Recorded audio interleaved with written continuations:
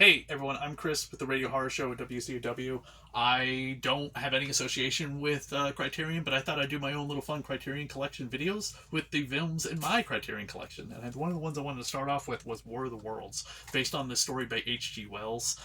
There's been multiple iterations of this, and of course there's that giant movie that came out in 2005, but the original from, I believe it's, 1953, is still phenomenal. The color in this movie pops like you would not believe. When those alien death rays are killing people left and right, it is some of the best color ever for an old film.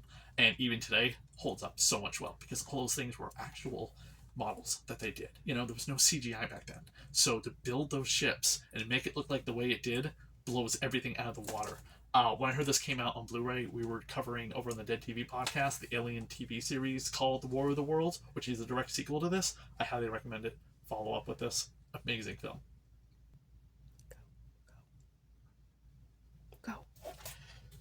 I believe Princess Bride. Everyone has seen The Princess Bride. One of my favorite films, and this storybook little collection that they give it is beautiful. Just so cool. I mean, the artwork in here is phenomenal. The original story by the story by William Goldman for this film is one of the best. It's timeless. It's a lot of fun.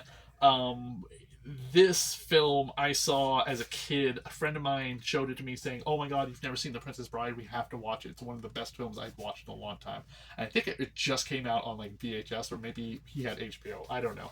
But Carrie Elway's his performance in this movie is amazing. Robin Wright is absolutely breathtaking as well, and you have the late great Andre the Giant, and you have Billy Crystal, and I almost said Uma Thurman, but I meant Tracy Ullman. Tracy Ullman, great film. Just some of the best performances of an '80s movie you will ever get. Let's see. Oh. All the Money That Can Buy, also known as The Devil and Daniel Webster. If you've never heard of the story of The Devil and Daniel Webster, if you've ever made a deal you've tried to get out of, maybe watch this movie next time before you make that deal, because it'll teach you a lesson. I was blown away by this story as a kid, and I never saw the movie until like much later on. But this movie is great. It's a 1941 black and white movie about making deals with devils that you should not be making, based on the famous story. And Daniel Webster is this famous lawyer who fought the devil and won. I can't recommend it enough. It's definitely going in them. It's definitely the film I had to pick up. It would go in my bag if I had the bag with me. But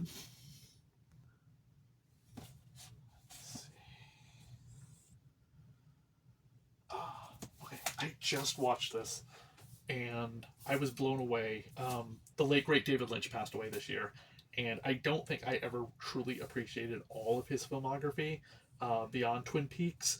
And having known that this was a Kyle MacLachlan film right after he did Dune, I had to get it, and it is so good. Isabella Rossellini, Lauren Dern, Dennis Hopper.